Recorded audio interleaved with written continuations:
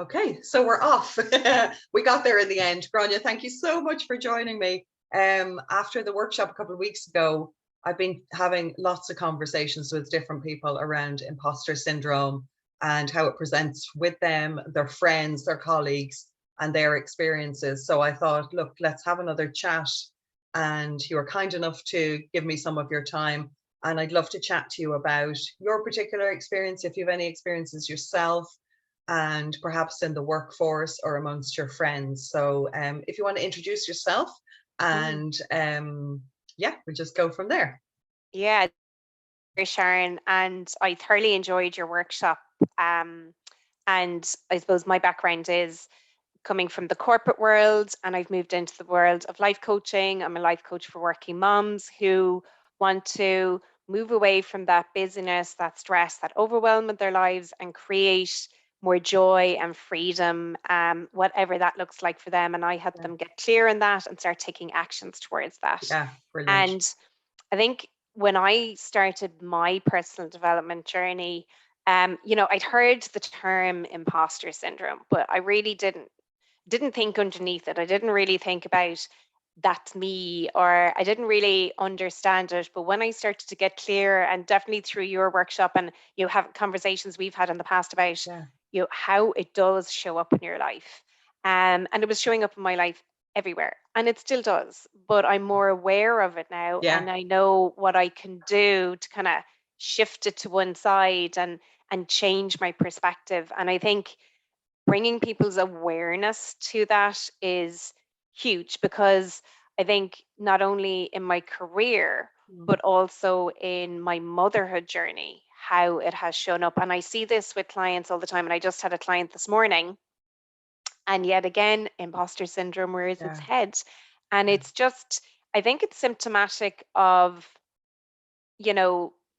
stuff that, obviously there's beliefs that have built up over time, but I think there's definitely a societal impact as well. Totally. And I think particularly women and mothers, I believe, suffer from it. And I'm going to be, in my opinion, from what I see with my clients and my work experience, when I look at men and when I look at women, I think men definitely suffer with imposter syndrome. But in my opinion, I don't know if you agree, Sharon, but in my experience, I've seen it a lot, particularly with mothers. Yes, 100%, 100%. And you and I've had this conversation before where you question, and I had similar experience to you, Grainne. I never would have said that I experienced imposter syndrome. And that's why I find these conversations fascinating, because some people have even said to me, oh, what is it? And when I explain what it is, like feeling that other people know something that you don't know, feeling that you're out of your depth, feeling you shouldn't be there, you're uncomfortable. A number of people have then said to me, oh, that's me. Oh, yeah, that's me. And they haven't heard the terminology. But I agree 100% with you. I feel like women, and society does this, I feel it puts far more pressure on women. So when men experience imposter syndrome, which they do, they tend to go straight into action and try and figure out on what, and they get the support. Whereas as women, we have this, in my experience, this fear of judgment, of saying, I can't do this, I don't know how to do this. And as a mother, when I worked in corporate, I had a fear of saying, I'm not really sure what I'm doing, because as I've said before, I felt like when I was at work, I needed to give 100% at work for fear of being judged as a parent in the workplace, that, oh, perhaps I wasn't competent because I had kids. And then when I was at home, it was the same. I felt like I had to be 100% all the time, because I didn't want my children to suffer because of the perception I was in the workplace. Because I think as women, we get a raw deal every way. So our working moms, our stay-at-home working moms, no matter how we are showing up in the world and the choices that we make, I think we're judged. We're judged, on our pregnancies, we put on weight, don't put on weight, whether we breastfeed or bottle feed, our delivery, if we, slip back into our size, if we hold on to weight, we are so judged. And I think as women, we pick up those messages all the time. And I agree with you, Grainne, then it stops us from going out for something that we want, because we make a believe something about ourselves. And this is why I think this conversation is so, so important, that people know, oh, it's not just me, and it's human. It's human. Yeah. Yeah. And I think, you mentioned the word, choice there, and judgment, etc. And I think so often we are judging ourselves all the time, and then that impacts us on the choices that we want to make, Yeah. or that we feel that we should make. And you used, for example, breastfeeding, bottle Yeah. feeding, etc. It starts, like, I remember being in the hospital and turning around and looking at my baby going, oh fuck, Yeah. what am I doing? It's you and me, Yeah. my husband isn't there, my mother isn't there, there's nobody there, it's Yeah. just me and you. And you have to shift into this different level of responsibility. Yeah. And, I mean, during, when you're pregnant, obviously you're growing a baby and you know what's going to happen, but certainly on your first, you've no idea. And I think the imposter syndrome almost starts in the ward when you're looking at Yeah. breastfeeding versus bottle feeding, what type of powder you're putting on the baby, Yes. all of this kind of, Yeah. and I think, can be a societal thing, but I think we beat ourselves up a lot. And when I started to, and I think comparison is another one where imposter syndrome can be sourced from, as well as you're constantly looking at your life, Yeah. how you're showing up, what you're doing. And, it can be the job that you're in, the career that you have, the house that you have, and you just feel like, I think I felt at times in my journey going, it was almost like I was looking at somebody else living my life going, I can't do this. I can't be a good mum and have a career. I can't pull back on my career because I will be seen as being weak. And there's all these different things that play into your mind that wreak havoc. Yeah. How you think about yourself, how you talk to yourself, how you show up. And, that's why I have gone down the route of supporting working mothers to not beat yourself up, Yeah. to talk to yourself in that positive way that I am enough. I get to be that mother who is pursuing her career and being a good mother, and that you can do it. And a lot of it is around, definitely, I think, the language. I think how I've changed, how I speak to now that I'm aware of it. I think, and I'm interviewing people for a series at the moment, which is all about kind of staying connected to you and getting clear on who you are and how you want to show up.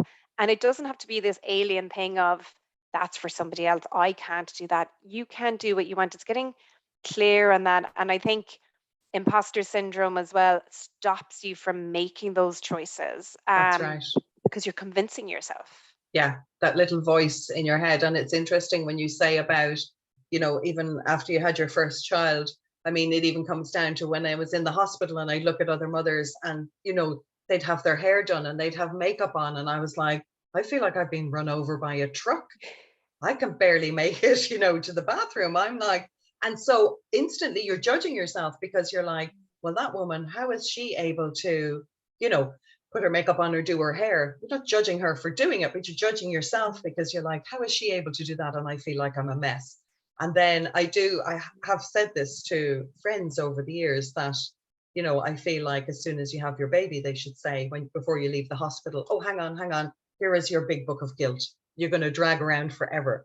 Because as a parent, if you care at all about your children and what you're doing, you feel guilty and you judge yourself. And I think we start to learn it. And it's obviously, comes into play when people aren't parents either. They're judged, are you going to get engaged? Are you going to get married? Are you going to have children? When you have a child, when are you going to have another one? It's this constant.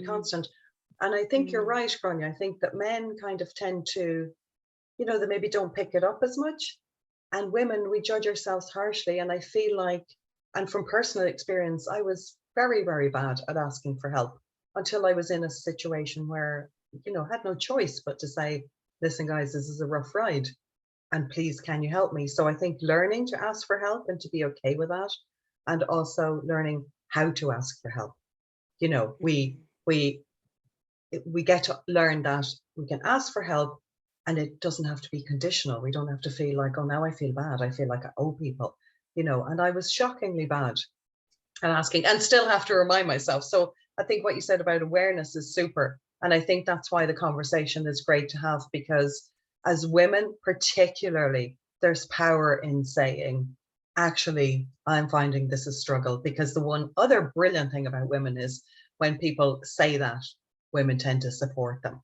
You know, women tend to, I'm exactly the same. And I feel it's important to highlight it in the workplace, because a lot of people won't acknowledge that in the workplace, because they feel like they may be perceived as being incompetent, or, you know, any other label that goes with it. I'd love to hear a little bit about your experience in your career. Did you feel like it impacted you? And did you feel like there was a niggling voice holding you back?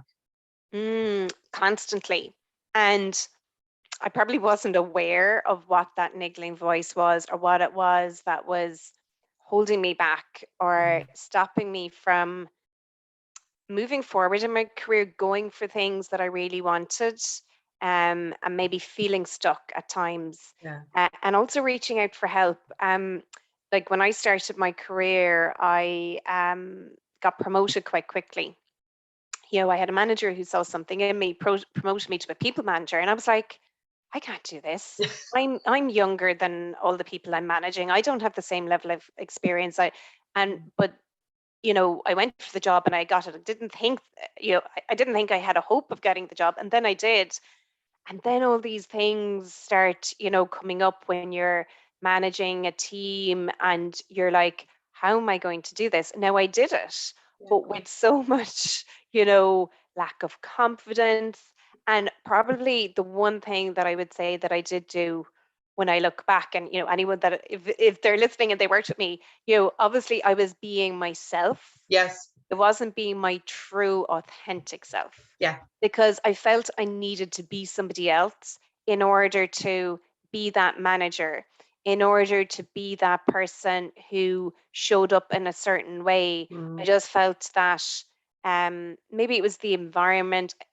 I think maybe a lot of it was me, as well as, that judgment, that expectation of how I should be showing up.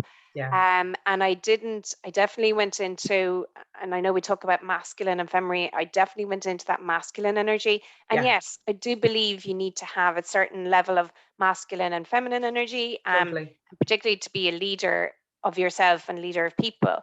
But I think I went so far into that I started to lose myself and who I truly was. Like, I felt that my worth was bound up in the amount of hours that I did, that I was there at 8 in the morning till 8 at night. Yeah. That, I was always on, that's what I needed to do to get ahead. And these were all the things that I would tell myself. And then there'd be other people who'd be in 9 to 5. I would judge them, going, they're not putting half as much effort Yeah. into me. Yeah. I'm doing. And what would happen then is, if I will say maybe went for a role, or wanted to, or maybe I felt like I needed to get more credibility, I would get pissed off when I wouldn't get it then. Yeah. Because I had my worth in the things. And it was only and I remember there was a role that came up as I continued to move up. And I think this is another sign of imposter syndrome, but in a way that, again, making the choices that are right for you. It was a role that people expected me to take. Yeah. And there was a gut feeling, there was just an intuition, and I'm like, this doesn't feel right. It doesn't feel like it's aligned with who I am. Yeah. At that stage, I had 2 girls. I continued to work those long hours. I continued to be always on, again, my boundaries, my worth, all of that. Yeah. I wasn't aware that I could pull back on that. And that imposter voice kept saying, if you do this, you're showing that you're not good enough, you're Yeah. not committed, all of this. And I took that job. And, you know, I don't believe in regrets. I think we learn from everything that we do, Totally. but it was a really, really tough period. I learned a lot about myself, but I knew it wasn't the right role for me. But I was afraid to speak up, because I was afraid to be seen to be weak, or not committed, or not capable. Um, and I don't think it was a case of capability. Sometimes, people can have fear. I think I was 100% capable. It Yeah. just wasn't what I wanted. So for me, imposter syndrome definitely showed up in the choices and the boundaries that I was putting in my life. And they were so blurred that I lost my true, authentic self. I was living when I look back now and I look at that person, it's so far removed from who I am now, because now I'm 100% clear on my boundaries. Yeah. You know, what my work life looks like, what my home life looks like. And even if somebody comes along and starts to shake those boundaries a bit, you know, there are times where I might give a little, but I'm much clearer on what I say no to and what I say yes to. And I think it's what you're saying about, and I agree with you about your values, about being aligned. And I think this is what a lot of us miss. And I would have missed this. I felt like if I did more outside, I would feel better inside. And people used to say to me, oh, you're very hard on yourself. You're very hard on yourself. And I really wanted somebody to say, and this is how you overcome this. And I went on this quest in personal development to find out why I was so hard on myself, as you say, going into the masculine energy, doubling down, working harder. And now when I look back on the person I was 5 years ago, there's no comparison. And that's because, as you say, I did the work on myself. I looked at, what do I want in my life? What are my boundaries? You know, where's my joy? Where's my fun? What's my vision? And built a life around that. And I think when you go through struggles or difficulties, and many people know that I went through a separation just under 18 months ago, you learn so much about yourself. And you also have to let go of other people's expectations and other people's opinions of you. Sometimes even the people who are really close to you and that you love and you value. So that comes back to looking at yourself and what you want. And I think it speaks to trusting yourself. And as women, I feel like we are, you know, thrown into our roles. And as we said earlier, you're picking up different meanings about things. And a lot of women speak about losing themselves in motherhood, losing themselves in career, not realizing they're looking for the external validation.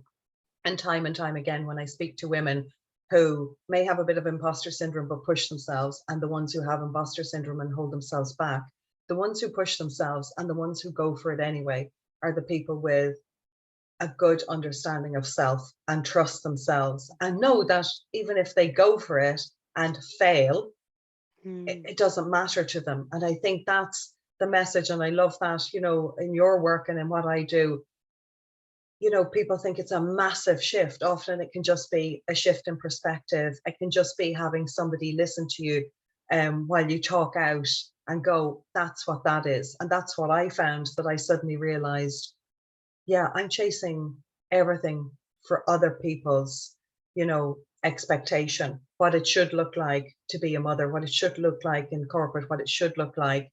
And even on this journey to setting up my business, you know, people said to me, you know, at your age, aren't you looking to slow down? And I'm actually very, very young. But, you know, people, you have to let go of that judgment. And I think if nothing else, that's the message that I would love from our conversation today. And I don't know if you'd agree, you know, choose yourself, do the work on yourself, invest in yourself, you're worth it. And the interesting thing is things get easier. And I see more and more women who are like, I don't have the time, I don't have the money, I can't. That was me. I can't because the kids, and I can't because, and if I knew then what I know now, I would have gone, okay, pause, time out.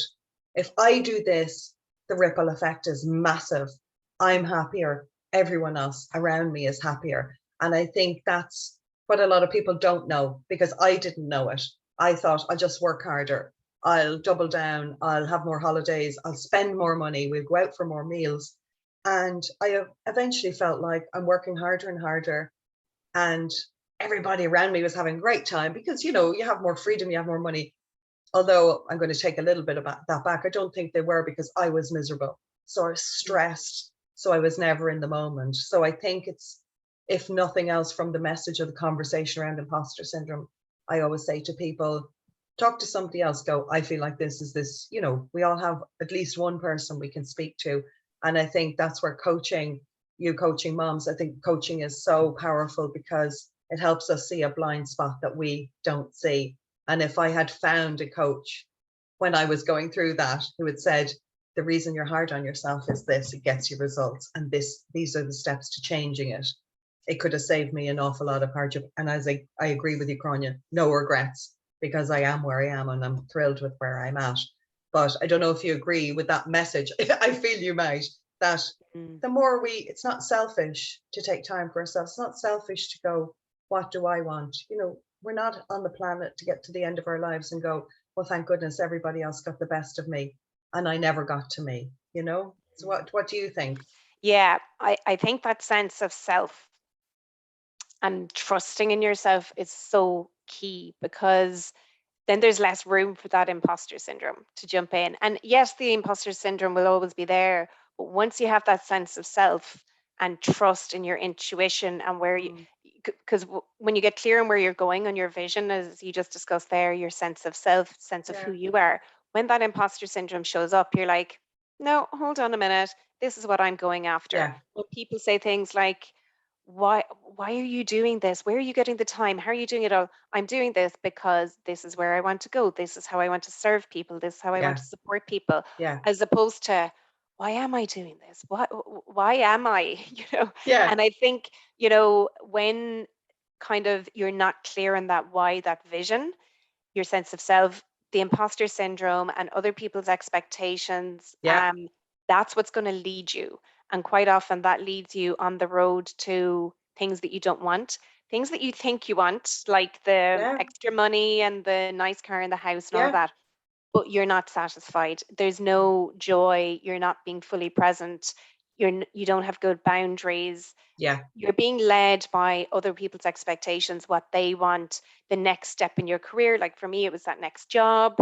And you're being led rather than you leading. And when you start leading, that's when you start showing up as your true, authentic self. Totally. And I totally agree with you. It is about investing in the time. If I had known a lot of what I know now a couple of years ago, it would have been a different journey. But again, I've no regrets in the journey. I am where I am.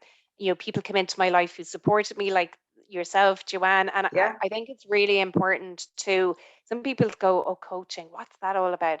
It is about you and you investing in yourself. And if Yes. you don't do that, nobody else is going. I was completely in victim mode. I was waiting for somebody to tap me on the shoulder and tell me, you know, do you think you should slow down a little bit? This is how you do it. This is how Yes. you get clear on what you want.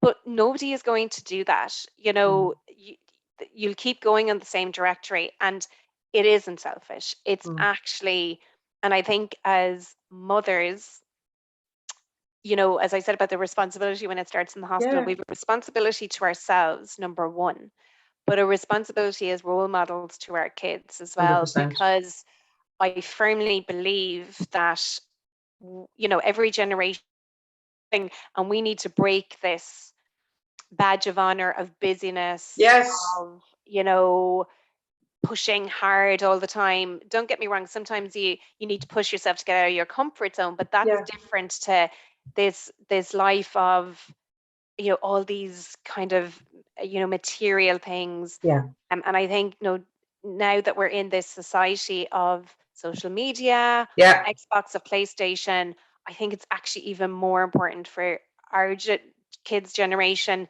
to have that sense of self, because you know, it was different in our day. There was no phones and all of that. And when you think Totally. of the likes of bullying online and things like that, sense of self is even, it is important for every generation, but I think it's going to become even more important.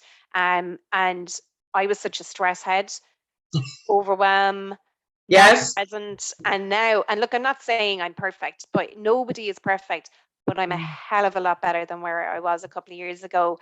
And, you know, that shows up in my family, it shows up with my daughters, with my husband, in my home. And I think that awareness of how I was impacting other people was huge. Yeah. When that switch went off in my head of, you know what, I get to take control of this, Yes. let other people lead what's going on in my life, and shut down that imposter syndrome as much as possible. But when it does rear its head, know how to deal with it, which is why I like to coach women to learn the tools that they can lead their life the way that they want. Totally. So just to finish out, what would you say, what are your 3 favorite things or a few favorite things that you love to do when you feel like that? When one thing that you spoke into, which I absolutely love and I believe so powerfully in, is the power of community. It's about having, you know, as I said in the workshop, your tribe dictates your vibe, and having the people that, you know, always have your back having people that you can be 100% your authentic self, say, I don't know what I'm doing.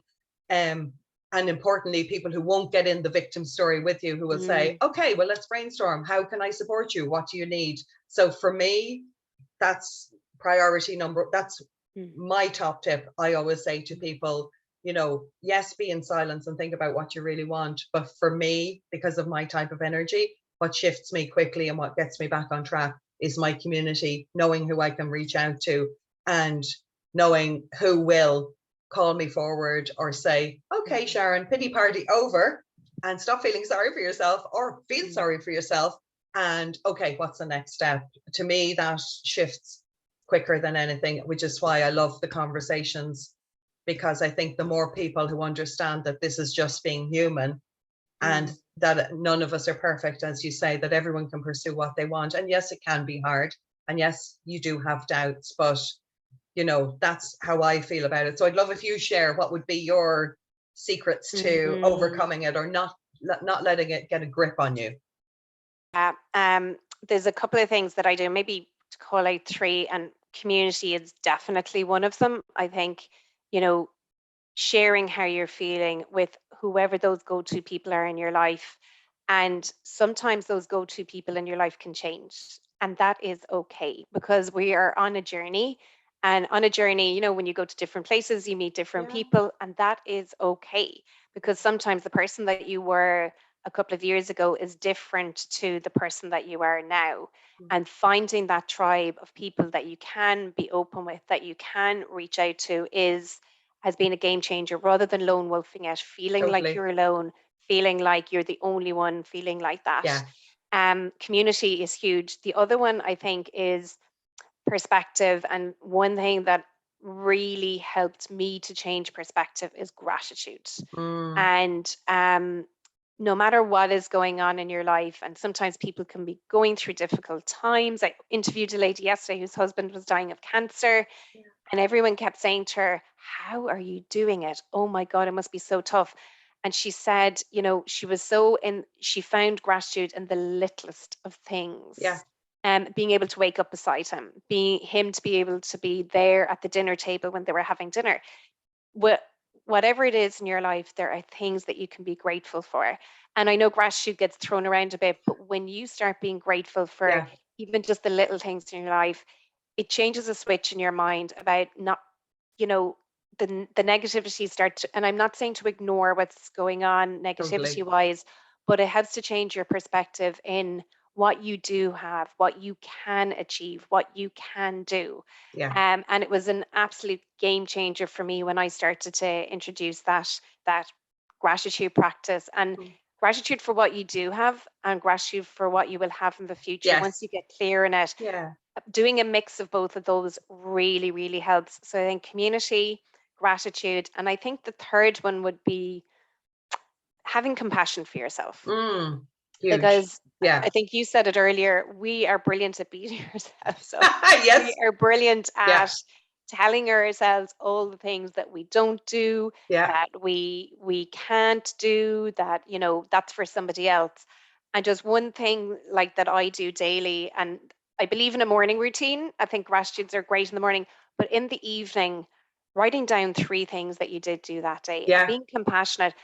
No matter what kind of a day you've had, you have achieved something. You have gotten dinner on the table, you've gotten the kids out to school, you've gotten that, you know, session done with a client or whatever it is. You know, I think being grateful for what you have and being compassionate with yourself, and not beating yourself up that, you know, you didn't get out for that walk that you said you're going to do. Recommit to it tomorrow.